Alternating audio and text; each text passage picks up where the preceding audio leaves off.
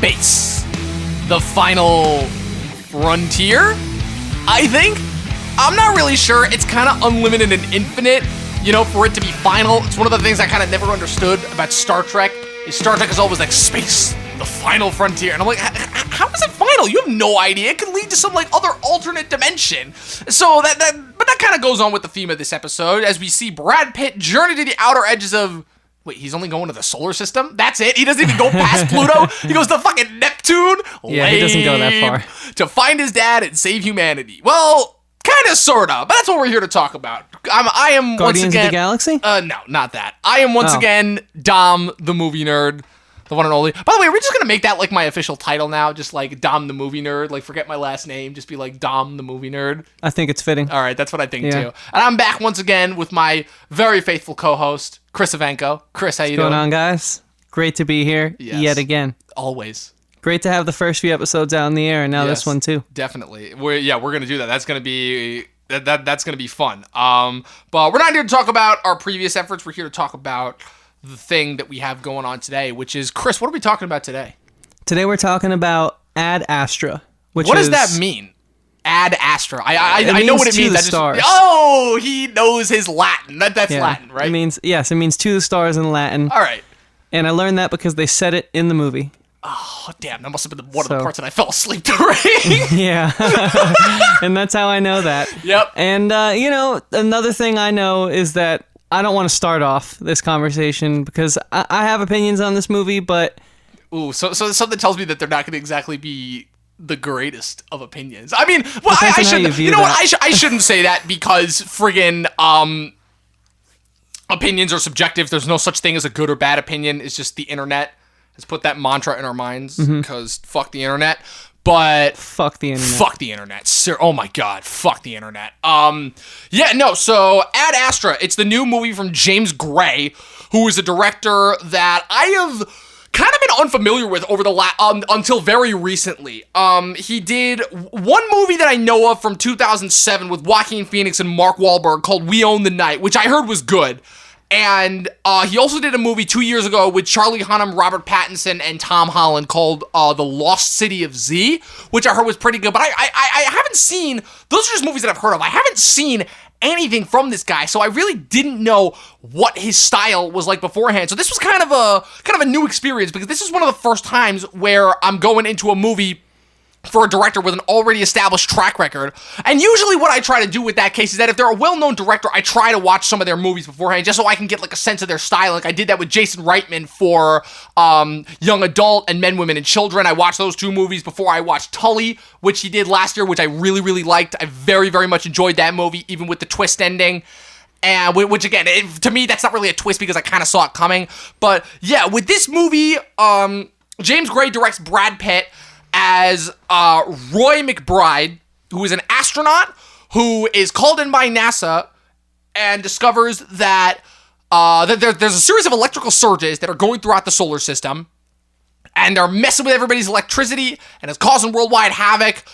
Probably the best way that I can preface the intro of this movie is that it's Armageddon, but for intellectuals. If I had to probably say that in the smartest, easiest to get across way possible. And so it's in the future. We're to the point where mankind and humanity has colonized the moon. The moon has kind of become like a tourist trap spot. There's a little bit of narration in order to help explain a lot of what's going on. There's an Applebee's. There is an Applebee's on the moon, yes. And so the whole thing is that it's revealed that Brad Pitt's father in the movie, Clifford McBride, portrayed by Tommy Lee Jones, was one of the forebearers of this project called the Lima Project, which was an experiment to journey to the outer reaches of the solar system in order to try and discover if extraterrestrial life is a thing.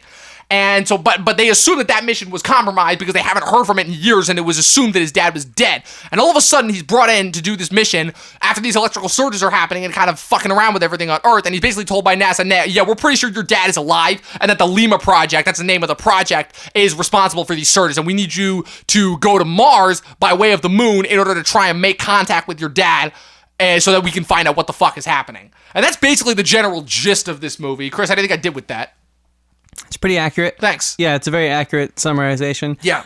I think let's talk about the nit and grit of it though. So that's sort of that's a general, kind of what we're here to do, right? Exactly. So that's sort of a general overview of what the film is, but what did you think of the film? Now, what I thought, well, that's funny because we always do this thing where you always kind of ask my opinion first, me as the host, obviously, so that makes sense, but I kind of wanted to get your thought process on it first, because my thing that I do is I always like to not kind of tell people why they're wrong, but I like hearing other people's thought processes and kind of like picking apart you like and to tell figuring. people why Yeah, they're I wrong. really do. I really fucking do. I get a lot of satisfaction It's from all it. right. But hey, that's I'll the one play thing that sets into me it. apart. I'll be honest about that up front and foremost. That's something that nobody else will do. But in all seriousness, I like picking apart people's brains and kind of figuring out where they're coming from with an argument, because it usually gives me a lot of credence and kind of, I would like to think, helps me make me a better critic overall. Is that the whole thing that we always talk about with the internet, and kind of the reason behind this show is that everyone kind of always is just shouting and screaming their voices into the void without actually listening to anybody else. And that's kind of what I want to change. I want to be somebody who listens to other people's opinions and kind of not validate them per se, but kind of just like get an understanding of where they're coming from. So Chris, what did you think of Ad Astra, or To the Stars? I think that for as much good as there was in this movie, There was a lot of it. There was a lot of it. There was a lot, equal amounts share of terrible. And what do I mean by that? So the first thing that I want to talk about is the special effects and the set design. Amazing. Loved it. Amazing. I loved it. I love that there was like an Applebee's on the moon. I love that there was a Subway on the moon. I love that it's the first movie that felt tangible as far as what getting to that point of society could feel like. And so that was really cool to me. I thought it was very interesting to sort of see the way that people were just like, yeah, okay, I'm on the moon. It's not a big deal. We're on the moon. I work here. I live here.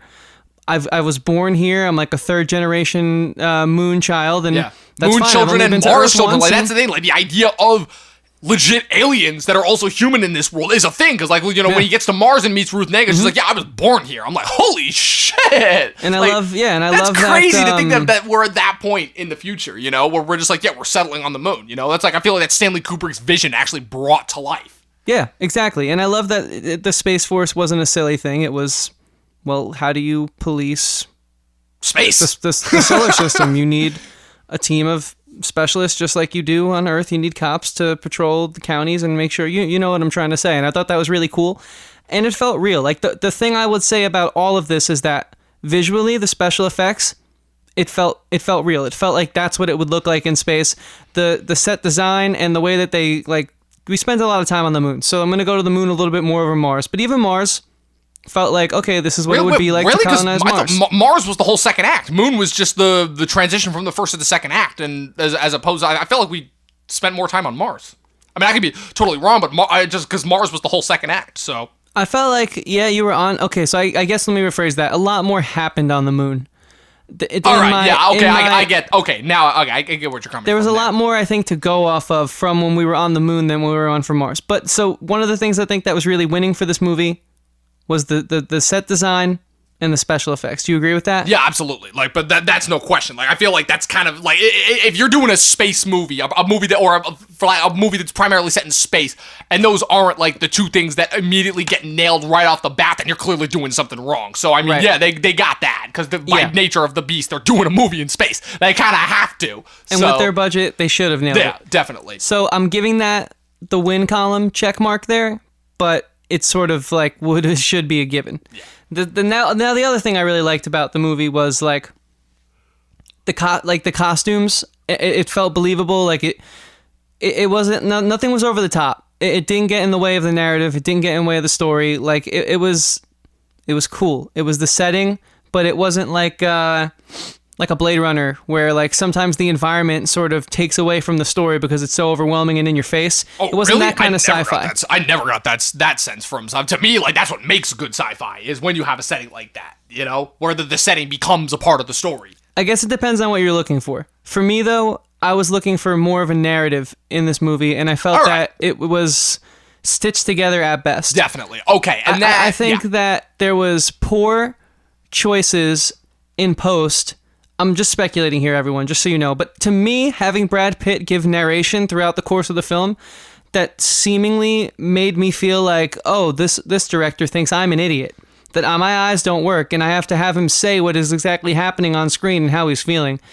that just feels like really, that makes me think that it tested poorly, and that they're like, how do we save this film? And that was like their, let's do this. So that, and aside, we can dive more into the plot. I want to start there, and let's crack this egg open as we go, because I have much issues with the plot of this movie. Definitely. And I'm not gonna lie, you're honest. You're actually right in a lot of sense. This is a movie that has been in post-production hell for a long time. This movie was originally supposed to come out last year. I remember the first thing I heard about this movie was going through Wikipedia and like just looking forward to like what else to watch for the rest of the year of 2018 last year. And I saw it, and I'm like, ooh, what is this? And I clicked on it, and I'm like, yeah. I mean, the words Brad Pitt space movie immediately stood out in my mind, but I was taking a little bit more of a deeper look into it. I'm like, oh no, this actually sounds really interesting. And after having finally saw this movie, you're right.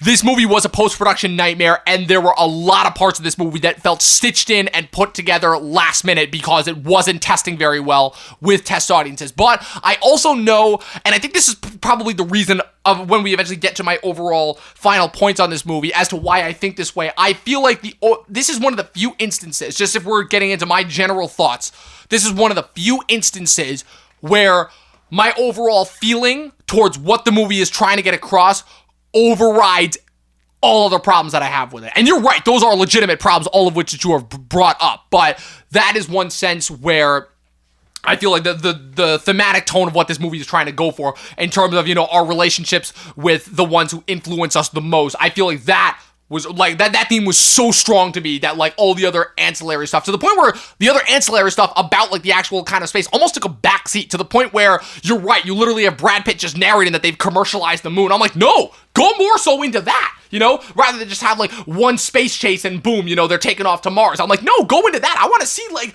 a little bit of the history of the commercialization of the moon. So in a way, I feel like maybe the central theme and trajectory of this movie, pun intended, maybe almost took away from some of the elements that I love about sci-fi. Because you were talking about, you know, some of like a Blade Runner where the world is so intriguing and investigating they can take away from the plot. To me, at least, I find that an increasingly creative world like that, to me, is what makes a movie like that. Because what I found is that in terms of overall storytelling, I found that there's very, very few stories that are actually like really different and unique, and that it's kind of like the same if you think about it, Hollywood really has been recycling the same 6 or 7, not stories, but story ideas, just with different characters and settings and all that. So to me, I find that the more intrinsic the setting is, in order to help flesh out the theme and the characters, that to me makes it. And so this was a situation where, in a way, I feel like I wasn't getting enough of the setting. So I love Blade Runner. It's one of my favorite movies of all time. I don't think that there's any parlor tricks, so to speak, in the set design, in the costume design, but I think sometimes sci-fi goes a little too far. What's like an example of one that like feels like a parlor trick? Yeah, where it feels like a parlor trick, but like to the point where it feels like it's distracting you from what's going on, and you feel like they're using it to overcompensate for what the story should be doing on its own. What the story isn't doing, I would say, right, is Netflix's Altered Carbon is the first one that comes to mind. Really strong start. Yeah. Didn't like the series. That's a different episode. So I don't think this movie did that. But what I actually think that this movie didn't do that most sci-fi films do, that I think makes sci-fi films work, is it was just a little too open-ended. Like, pirates attack them on the moon.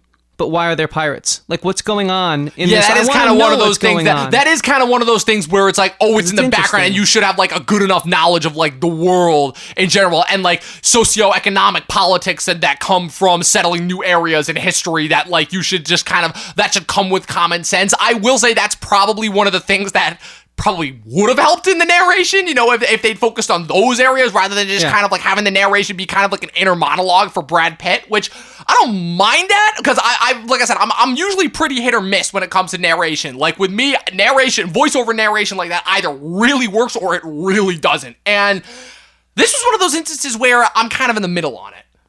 It just makes me wonder, was the pirate scene literally just put in there to put some action in an otherwise very slow-moving movie? Or would it have been excused if the main storyline was strong enough where I wasn't invested into the main storyline, so I was looking for other things to latch onto because I was visually stimulated and intrigued, and I just wished that there was a stronger narrative. Brad Pitt's journey, it just sort of felt like, okay, well, I can't say no because my commanding officers are telling me to go, so it's not like it felt like he never really had a choice, And so that's fine, but his journey wasn't that interesting. It was pretty fucking clear and cut, straight line, planet to planet to planet to spaceship. It's like, okay, so all the other stuff that was cool that I want to know about, like why are there warring over why is the dark side of the moon a warring area? Like, I think in a good narrative, you forgive that and you don't need to know about that because that's just like cool shit that like maybe there's a spin-off or a comic of, but the main storyline just... I was looking for anything else to entertain me. The main storyline. Does that make sense? What I'm trying to say? No, I absolutely get what you're trying to say. But my question is, were you looking for entertainment in the sense that, you know what? No, I'm not gonna go there because this is one of those movies that it's like it's not setting out to entertain. So in that sense, I can kind of already tell that this was a movie that was going to turn heads because we talked about this ad nauseum in terms of movies that kind of only do well to entertaining. And a lot of people have broached the subject of, oh well, movies shouldn't be made unless they're entertaining, and I am vehemently against that because that's a restriction on art and therefore a restriction on free speech and freedom of expression and shouldn't be a thing. My thing with this is, yes, it's absolutely not your... oh, they're going to space to fight space pirates and go on adventures. You know, that's not what this is. It's a very introspective film. It's a very personal film, I feel like, and that can turn off a lot of people, you know, because the whole thing about Hollywood epics is that a lot of the emotional stuff is always secondary as opposed to the primary storyline, which is what you're supposed to get invested in and be entertained by.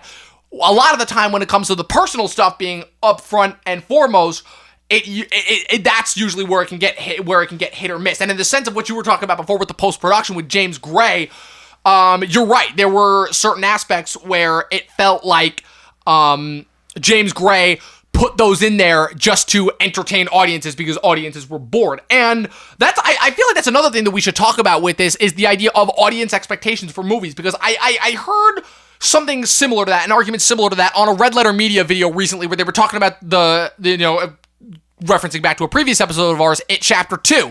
And I don't know if you've ever watched Red Letter Media, but the redheaded guy, Jay, hated it like vehemently.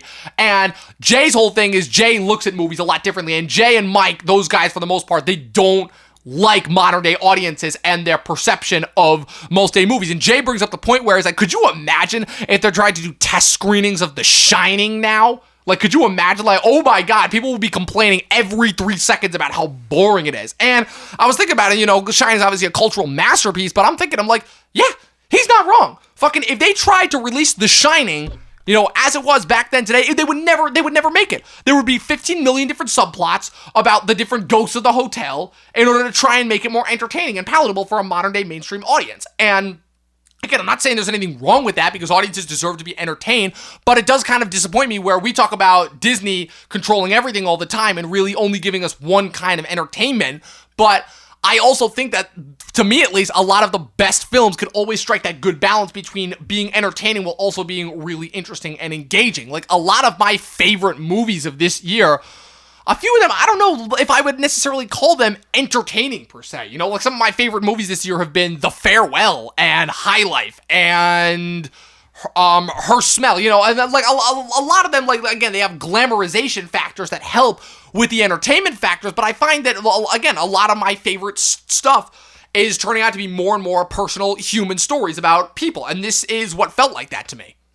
Yeah. Okay, and that's fine, but it didn't. How do I word this? So I see what you're saying, and I think that it just didn't achieve the personal connection that I was hoping it achieved. I wasn't looking for... You missed the personal connection, because the whole point of the latching on point for this movie is how are you going to emphasize with Brad Pitt and his reaction to discovering that his father is potentially, who he hasn't seen in years, is still alive, and that didn't hit it for you. I have a great way to put it, right? So in a movie where the one thing that should feel real is the connection between father and son, everything else around it felt real. The science fiction, the moon bases, the Applebee's on the moon, Mars, people being born on Mars, all of the things that do not exist and do not feel real and we've never experienced and never will in our lifetime felt real. Aside from the connection between father and son, aside from the main narrative, nothing to me was compelling about Brad Pitt chasing after his father. It seemed like he was doing fine on his own. Do you know what I'm trying to say? Yeah, I get what you're trying to say. This movie fell short in the one area It's like So in everything that else sense, I'm praising is it it- for. Everything else I'm praising it for. That's like an added bonus if you get it right. But without a plot that pulls you in, I mean, I can watch it from multiple perspectives because I appreciate more than one aspect of film. But if I was a normal consumer going to see this movie, and I did hear people yawning in theaters and saying, "Oh my God, it didn't have what a movie of its caliber is expected to have, and that's fine." But it didn't have something else that made it great, in my opinion. Okay. It just fell flat from a All narrative right, perspective. and that's fine because I guess in that sense, so would you say that because I don't know if that just comes down to the performances or the direction, but you just felt that because of with how Brad Pitt portrayed that type of a character, the struggle didn't feel as relevant or relatable in the sense of because we've never been in the position where.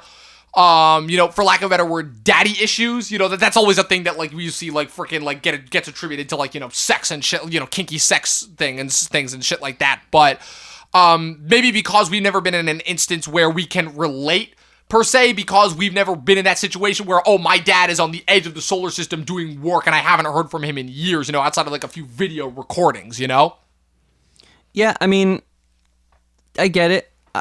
No one's had that experience, but it's still, like, I didn't care about their family. Like, watching... Well, because it was non-existent. That's the whole Yeah, thing. that's what Their I'm family saying. was non-existent, right? Their mom, like you don't even see his mom except for like one flashback where she's like holding him, and you could barely even see her face, like barely even see her outline. Like she's not even a character in the movie. It's, for example, like, even a movie as... This just came to mind randomly, so it's the first example I have. But even a movie as silly as, like, let's say Meet the Fockers, for example, right? Like, I still care more about their family thread and their intertwined connection than I do about this movie, which is far more serious with a far more deeper meaning. Far more internal struggle, air quotes, that's supposed to be presented. And it just sort of felt like a very lackluster performance, too. From pretty much all of the actors, everything was so monotone and so serious, and which is fine for when it's supposed to be that way, but it never, like, I was never scared for them when the pirates were attacking them.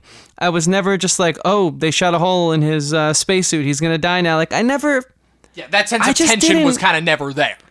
I wanted to care, man. I really like Brad Pitt, and I don't think it was a bad performance. Like, it's any other actor's best performance, but when you have literally one of the greatest actors of our time... Yeah, who already gave one of the best performances of the year, too. I was hoping for a hot streak, and I don't think I got that with this movie, and... like, everything else was great about this film, but the acting and the writing, and what, did they just need Liv Tyler in this movie? Because it's a space that's the film? one thing I will say. Is Like, like, of what? all the things that were added in post-production that really didn't bother me, that was the only thing of where I felt, oh, yeah, that was added last minute, and it felt like a last-minute add, too. I'm like, wow, why does she even need to be in this movie? Like, in terms of, like, the humanization. It's definitely a situation where the post-production kind of fucked this movie, and it was also a thing of where, again, keep bringing this up, the Disney-Fox merger. This was another movie that, again, like Fox was trying to produce, and they were not getting the money because they were getting ready for the Disney merger. That's literally what I'm just attributing every single Fox release this year to, regardless of whether it was actually affected by that or not, because...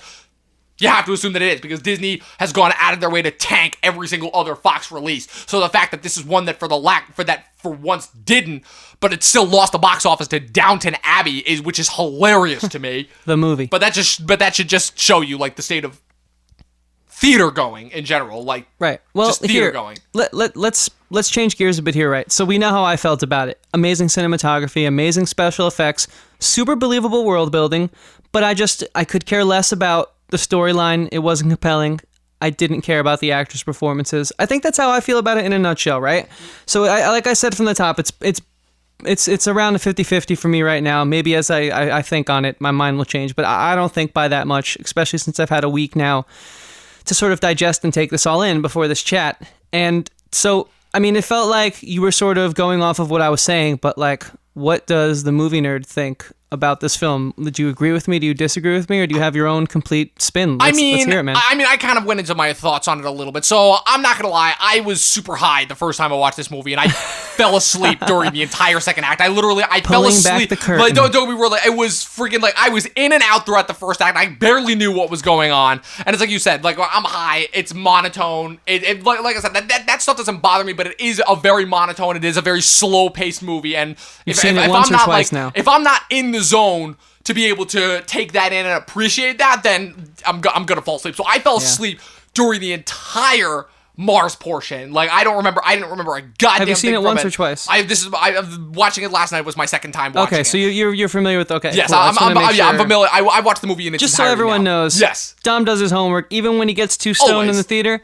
he will recover for our absolutely. show. No, every single movie that I've slept through, I have rewatched at another point. Like I rewatched Bohemian Rhapsody when I slept through that entire thing. I rewatched American Animals when I slept through that entire thing. Now, what does that say about this film? No, seriously, let's unpack this. What does that say about this film? Because I've seen a lot of movies with you that you were high at and you do not fall asleep. But why this one did you fall asleep? What does that say about this film? Well, that's the thing. Why was I high and I fell asleep during Bohemian Rhapsody? Well, what does that say about that film? Exactly. Because Or there's American movies that Animals. you've been high for that you stayed awake for. I don't think it's just because you were high in the theater you fell asleep, right? There's got to be more there. Or not there. You know what I'm trying to ask you? It's also just a thing that I've like attributed to myself, where it's like, if I'm like not in the zone, but like watching it a second time, like I'm not of the opinion that you should have to watch movies twice in the theater in order to get a full what's the word I'm looking for? In order to get a full picture of what to expect in order to really form an opinion on. But when I watched this a second time, and I said this to everyone, I'm like, thank freaking God I watched that a second time, because I felt like there was so much that I could appreciate about the movie. And it's like I said up top, it's to the point where all of those problems that people have, and again, they are legitimate problems, I just personally didn't have, because I found that the center struggle was very, very pressing and upfront, and I never once lost that. That was a thing of where I understood what Brad Pitt was feeling in the sense that it didn't really matter per se kind of how he perceived it or how he placed it, because the thing too is that if you want to talk about a realistic portrayal of somebody who worked for NASA, those guys got to have, I was talking to my grandma about this yesterday, those guys got to have nerves of steel. Freaking nerves of steel. Like, he is not, so it may come off as an emotionless performance. That's fine. That's what he's supposed to have. That's what the role, both literally and the role that he has within the movie itself, is forced to require. He is not allowed to have emotion. So in that sense, the fact that we got any emotion from that at all is amazing. And I just feel like kind of everything that was a build-up, it was one of those things where it's very, very dependent on the payoff. The build-up is very, very dependent on the payoff, because if you don't get that satisfaction, then the build-up, and you just feel like you wasted your time, right? And that's the thing that I have said, and that a lot of other people have said, is that they hate to feel like they wasted their time with the movie. And the thing is that the reason why I wanted to give this one the benefit of the doubt and not wait another couple months before it leaked, and I wanted to see this right away, is because when I left the movie the first time, because here's the thing, I woke up just in time to catch the third act the first time around, so I caught the entire first act and the entire third act when I watched it the first time, and the third act is my favorite part of the movie, when he finally gets to the station and finds Tommy Lee Jones, but there were a few things that were missing. I'm like, okay, this doesn't make sense, but I just got that feeling, that moment, watching Tommy Lee Jones drift off into space, that I'm like, wow, there is like something so impressive about that. And I don't necessarily know if this comes from the movie itself. It might just come from the idea of the presentation of space and how it's another facet of nature, but at the same time, it's just such this strange, crazy organism in and of itself, where there's something so inherently fascinating, where there could literally be nothing happening but just the images where he's going from Mars to Neptune, and he's going in and out and dealing with, like, for lack of a better word, space dementia. I know, fucking, that's a term that Michael Bay made up in 1998, and it's stuck because he turned into fucking robot dementia in Transformers 5. We don't need to talk about that.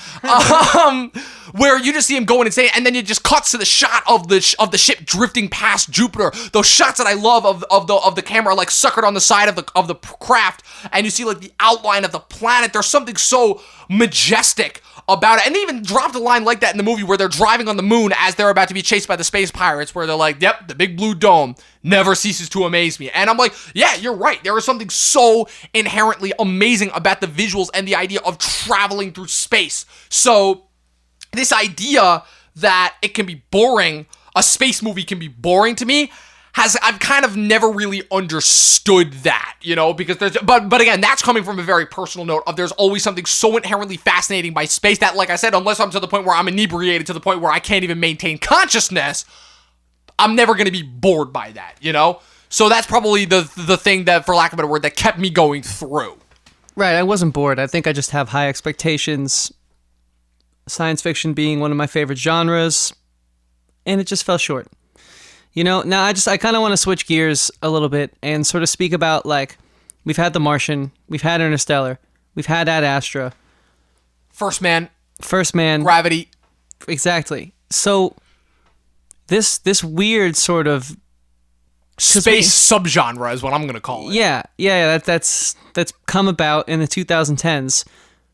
Do you think we see more of this, or? I don't know, because the one thing that I like about all of those films is that you really can't compare any one of them because they're all different. Gravity and The Martian tackle the survivalist elements, and those aren't really like journeying through the cosmos. Those are just about surviving and the horrors of being in space, and tackling it from one from a very more realistic standpoint, for lack of a better word, versus one from a more big budget Hollywood standpoint. Tons of joke cracking, all that kind of stuff. And then you get situations like Interstellar and Ad Astra, which are journeying through the cosmos for both world-ending and personal reasons. And then you get something like First Man, which is kind of a beast in and of itself, where that's not even really about space. That's a biopic about the guy who we most attribute to space because he's the first guy to walk on the moon. So that's the thing about it, is I don't necessarily know if we do see more of these movies because it is such a niche, and you can't really compare it because every movie I feel like that comes out that tackles that kind of a subject matter does feel so different that I can't even necessarily compare them to, other than the fact of,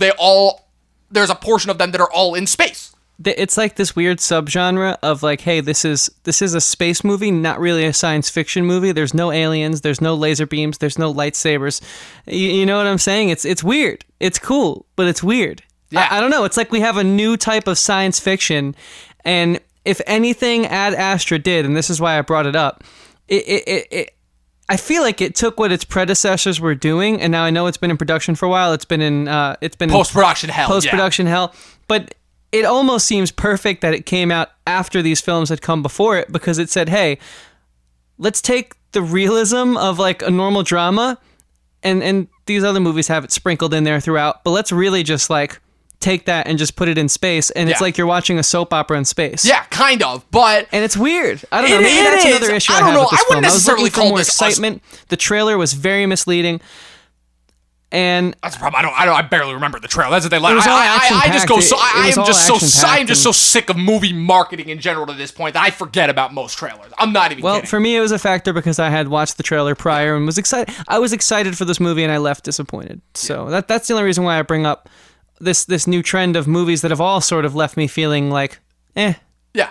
And like I said, that's just not these types of space movies. Yeah, that's me. That's just me. Okay, that's just the feeling that these movies leave for you. Yeah, I guess it's just, I know I'm not with the grain on that one, but I just have to throw that out there. Right. No, and that's fine. Like, that's actually good. I didn't realize that you felt that way about Interstellar, because I love Interstellar. Out of this batch of movies, Interstellar is probably my favorite. And I know a lot of people that, like, the twist at the end does not blow my mind. I'm like, oh, cool. He's, like, through the glass, and he's there, but he's not. Okay, cool. I don't know. It's just like maybe I'm just an asshole. People always talk about, like, visual elements in movies and how we get so many movies are visuals and spectacle driven that I don't know. I feel like these are the one movies that actually deserve and warrant it, and I feel like those are the movies that, like, they never let me down in that sense. Like, I am always in awe, because the whole point of visuals and spectacle is it's supposed to leave you in awe, right? And I am always come away from these movies, even if it's something like, probably the one that I can think of the most where I thought that way is First Man, where First Man just felt so somber and so melodramatic to the point where it's like, oh my god, and the space sections to me were not nearly as wondrous as I feel like they should have been. So that's probably the only instance where the visual element wasn't enough and the human drama just wasn't there, you know? Yeah. Well, speaking of, like, the human drama, right? Like, that whole crew that he joins, and then they don't, and they just, like, are following their orders so intently, and he has to kill them. That didn't feel believable. He doesn't even kill them. They're all, like, comical accidental deaths. They do it to themselves. Yeah, they do it to themselves. Comical accidental deaths. Like, I even said, I'm like, that whole sequence, and also with the way it's treated afterward, that whole sequence is a farce. It is a freaking farce. Yeah, exactly. That really annoyed me. Yeah. That I was like, oh, okay, so now I'm watching Three Stooges. They all just took themselves out. Yeah. Like, really stupidly, too. Like, one flies forward and hits her head, and she's dead. The other guy tries to stab him, and fucking then he accidentally, like, then the idiot new pilot, who was the co-pilot when they were going from the moon to Mars. The dude who freaked out? Yeah, that dude who freaked out accidentally knocks a pressure. tank loose of nitrogen that, like, suffocates the other two. Yeah, that entire sequence is a farce. Absolutely. 100%. And it felt insulting to me as an audience member watching that sequence in such a serious film. See, to me, that was a thing of where it just happened so quickly where I'm like, okay, you needed these guys to get these guys out of the way. Yeah, it could have been handled better, but this, again, it doesn't bother me. Right, you had to get him out of the way because it's about a man and his father. But that was the instance where it's like, okay, that felt like this didn't feel necessarily natural to the story. Because the other thing, too, is why... Also, the other problem that spawns, too, is why then... You know that in any conceivable sense, even if he wasn't responsible, he would be held accountable for those men's deaths, and there's no accountability for that at all.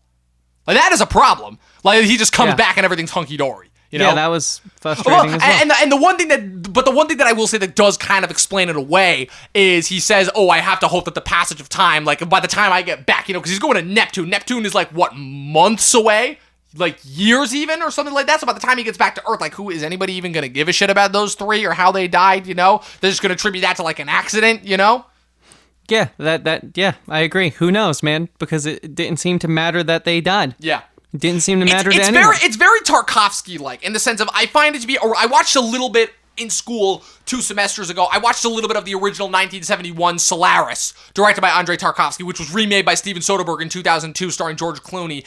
And that was probably the closest comparison I could think of in terms of this movie, where it's not quite Kubrick in the sense of where the characters literally feel like mannequins that are just there in order to kind of be embodiments of the theme and be played around with by the theme. Like, they were actual characters in this movie. That's why I don't want to say that it's like very Kubrickian, because also there's a fact of like there's nobody else that does Kubrick besides Kubrick. That's why I don't really understand why anybody ever compares any other director to him, because I have still not seen a single director that has done what Kubrick did with his movies. But with Tarkovsky, with the original Solaris, I found that was asking a lot of similar questions and kind of, for lack of a better word, giving a lot of human responses and emotions that didn't necessarily feel relatable, because they're not the sense of, oh, what would I do if I was in that situation? You know, this isn't the type of movie that's going out of its way to kind of make Brad Pitt the everyman that everyone relates to. Like, he is a very specific kind of a character, and James Gray does have a very specific vision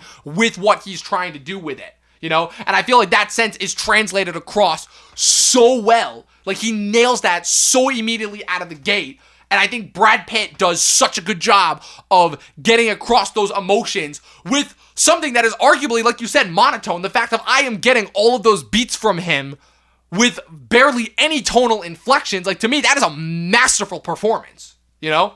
I couldn't disagree more, but I see your point. I just couldn't disagree more. That's kind of just like where my brain goes. Yeah, and I guess we won't agree on everything. Now, I gotta know what you think about this before we wrap this up and get out of here.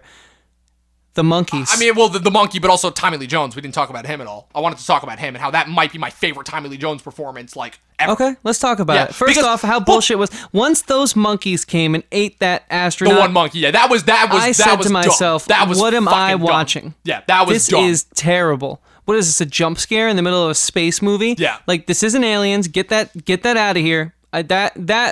That soured yeah, my mood. The one thing that I will say is that the movie kind of did tell you a little bit of, like, you do have tone was not apparent. You do have Brad Pitt there kind of saying, like, okay, why are we stopping here? Like, he kind of does have that, you know, but again, they do go out of its way, and in terms of, like, fleshing out and playing around with the world, where it's like, yeah, we're kind of, you know, we're expected to stop here. This is part of our protocol, and if you want us to keep going, you have to explain to us why, you know, the mission, because the whole thing is the mission is a secret mission. So the whole thing is, you know, you're just like a guest here, so you kind of have to go along with us, you know? So in that sense, that made sense to me. The whole thing with the monkey, I mean, yeah, it was fine. It was whatever, you know, it was the scene itself. I'm like, whatever. I don't really get why this has to be this, why we have to have an alien in, you know, an alien-esque scene in the middle of space. Again, that's one of those moments. That's probably another one of those moments where, again, it's them having to put in a little bit of Hollywood in order to appeal to the masses, and but again, it was so quick, it didn't bother me, you know? And I think that's probably what gets me through a lot of the scenes that you have a problem with, is because I was so locked on to the main tension and struggle that all of these little things kind of just felt like visual representations of the world without having to explain a lot. And I really, really did admire this movie for that, because that's not what a lot of movies do now. I'm okay that there wasn't the generic space character who explains everything verbatim. That's fine. But I don't... Well, except for Ruth Negga. When he gets to Mars, she basically, like, explains everything and, like, kind of fills in the portion that is missing that NASA didn't tell him. But that was Tommy Lee Jones goes insane and killed everyone when they tried to rebel against him because they were on the edge of the solar system and they weren't having any luck with their mission, and so they wanted to go home. And fucking Tommy Lee Jones, who had gone insane by that point. And I do think that with very little screen time, too, Tommy Lee Jones did a very good job kind of stressing, like, kind of how his character had gone off the deep end, and, like, but you also still understood, oh my god, this is why this guy is revered as one of, like, the pioneers of his generation. Like, I got all of that with, like, 5-10 minutes of screen time? And I feel like because I got such a strong sense from that, I very much feel that is why that is one of my favorite Tommy Lee Jones performances. Because Tommy Lee Jones has kind of gotten this rap in the age of the internet where a lot of his personal behind-the-scenes things, once again, bleed over into his performances. And I don't have a problem with that. It kind of does make a lot of his performances come off as stale to me and not nearly as interesting as they could be. Granted, I love him in Men in Black. He's very entertaining to watch in Batman Forever, even though that's not one of his best performances. And, yeah. And I also think that the moment where Brad Pitt kind of like has to let his dad go because his dad's not going to come back, and just seeing that imagery, just images, having that kind of emotional resonance on me, seeing him drift off into space, I was like, wow, that is, oh my god. And how when Brad Pitt screams, it's not the typical Hollywood, no, you know, it's kind of like, it's a kind of like this faint echo in your ears, and like they're playing around with the sound where you can hear it and you can sense that it's loud, but it's not actually loud because you're only hearing kind of the echoes of it, right? I think that was masterful. I'll give you that. In that sense. I thought the sound and the score was brilliant. I like how you really felt the vacuum. Yeah, absolutely impeccable. This is one of those movies I would recommend. I mean, I would recommend seeing every movie in a theater if it's gets the theatrical release. But this is one of those movies that I think it's going to be different at home. Yes, if it's your first time, even with the best surround sound, there's something about the feeling that the vacuum. They really did a good job creating a vacuum in this movie. Unlike other people have come close. Yes. This was particularly I'd say that on Interstellar point. came the closest, but again, the whole thing with Interstellar is that there was always kind of a destination, you know, for lack of a better word, and so going kind of the idea of going into the unknown and, you know, with the pretty visuals and everything versus this kind of like, there was always kind of a sense of dread that you knew that whatever happened, Brad Pitt was not going to like what he found score, on the other side. I actually like, I mean, for as I much love the of score. That score is masterful to me. Yeah, that's probably going to make it into my top 5, like, best scores of the year so far. See where I'm going with that is, for as minimalistic as the plot was and as the way this movie left me feeling, and as I feel like I'm trying to say I wanted more out of this film for the most part, but I do think that if we had gotten more in the areas that I have my gripes with, as I've said a few times already throughout the course of this chat, the score being so minimalistic, it would have been even better. I mean, it was still an amazing score. I just like... The score did what the plot did, whereas I think if you, I wanted more from the plot, but the score was just the perfect accent to every moment. It sort of saved some moments for me, is what I'm trying to say. Like it made some silly moments like, oh shit, like this is some serious music. Like I'm thinking now. I'm thinking again. The score made me think again, where I was like maybe wondering about... Oh yeah, this music's making me think, yeah. Even though what I'm watching is, in my mind, is dumb as fuck. I don't think it's dumb as fuck, but whereas like maybe I was thinking about like where my buddies and I who went and saw this movie were gonna go eat afterwards, then like a serious note came on in the score and I was like back in the movie. Yeah. Like this is not the type of movie that you go to with your buddies in order to have a great time and go out and eat and talk about afterwards. This is not that kind of a movie. Yeah. Well, you know, that's how it made me feel. What's the matter? Hit a nerve there? No. Oh, inside jokes. But anyways, you know, I think I kind of think I've honestly said all I can say about it. Yeah. I think it wasn't an unenjoyable experience. I just felt that with the caliber of actors in the movie and with the budget that I'd heard going into it and with how long it had been worked on, and again, it's one of those instances. And I didn't get more. Again, it's one of those instances where I'm amazed that a movie like that, with the budget that it had, with the subject matter that it had to get released in this year. Again, it goes back to one of the same arguments that I did when we did Once Upon a Time in Hollywood. I am amazed that a movie like this can be released in theaters in 2019 and at the very least make a decent amount of money. Well, granted, and like I said, it's opening weekend, so we'll see how it does box office wise, but yeah. And so without a doubt, for lack of a better word, for giving me such a different and interesting and intriguing kind of experience, this is, as of right now, it's my number 10. It's one of my favorite movies of the year. I really, really enjoyed this movie. I really did. Okay, it would not be on my top 10 list. It's not on my most hated list. Would it be your worst list? No. It's a movie. It's fine. Yeah, it's fine. Can I just ask something? So when we do, when it comes to the end of the year, we end up doing like top 10 best, worst of the year, decade, whatever we end up doing. I'd be very interested to rattle off, have an episode where you kind of just interview me and ask me about my worst of the year, and I just go through it and kind of explain like all the terrible movies that I've watched, because I found some amazing gems this year that are like, okay, I'm they're cool with awful, doing an episode about amazing. this. Sounds fun. That would be great. Sounds fun. And give me some movies to watch in preparation for that. I gotta do some homework. Yeah, you know that. Just text me anytime. So, as per tradition of our show, if I had to give it a review, 6 out of 10. You mean a star rating? If I had to give it a star rating, 2 out of 10. 2 out of 5. 2 out of 5. On Letterboxd, okay. on 2.25 maybe. I don't know, my own custom rating. On Letterboxd, you're fine. I used to do that shit all the time. No, I gave this. If I'm giving this on Letterboxd, I gave this a 4 out of 5, which is the equivalent of about an 8 out of 10 for me, because the whole thing is that a lot of the stuff was there. Like I said, just those few moments that didn't quite work for me. I feel like the Ruth Negga character and kind of the whole Mars section, I feel like that could have been more well done. I feel like that was probably the section of the movie that was the most lacking to me. The Liv Tyler stuff, which literally felt like an afterthought, both probably in production and while watching it in the movie. A couple parts with the Donald Sutherland character that didn't quite work for me, where I'm like, he's kind of just there to kind of like act as the conduit, as like, oh, I'm the guy who knew your dad, I kind of wish there was a little bit more history there and a little bit more backdrop of, oh, that character kind of just comes in, explains away some stuff, gives him the next piece of the plot, and then dies, literally. So that kind of makes me a little bit disappointed in the sense of wasted Donald Sutherland. But yeah, for all the reasons that I already listed, that this is a 4 out of 5 movie. I really, really enjoyed this movie.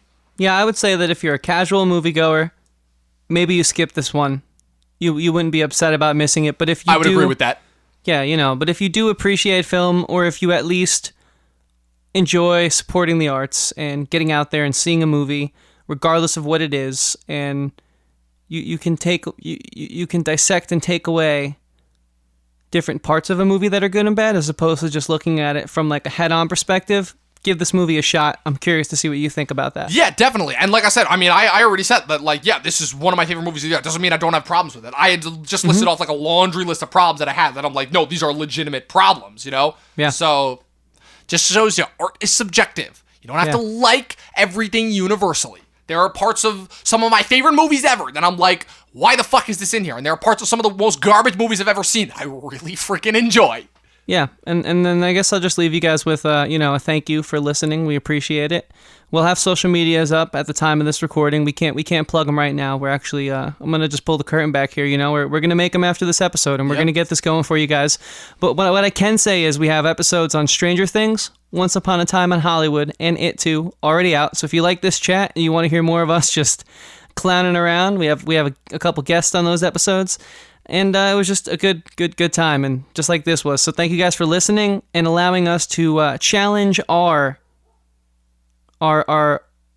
perception on film with an audience. It's nice to critique things in under the gun, not just see something and brain dump it. In an intellectual way that doesn't feel like we're just shouting and not making any sense. It's nice to not just see something and say like, oh, that was fun, and then brain dump it and forget about it. It's cool to challenge yourself. So it's nice to have you guys along for the journey. Of course, and watch more movies. Like, come on, guys, stop fucking watching Netflix. Watch more movies. Watch more movies. Once again, my name's Chris. And I'm Dom. And we want to thank you guys for watching our show, our podcast, Talking TV. Until next time.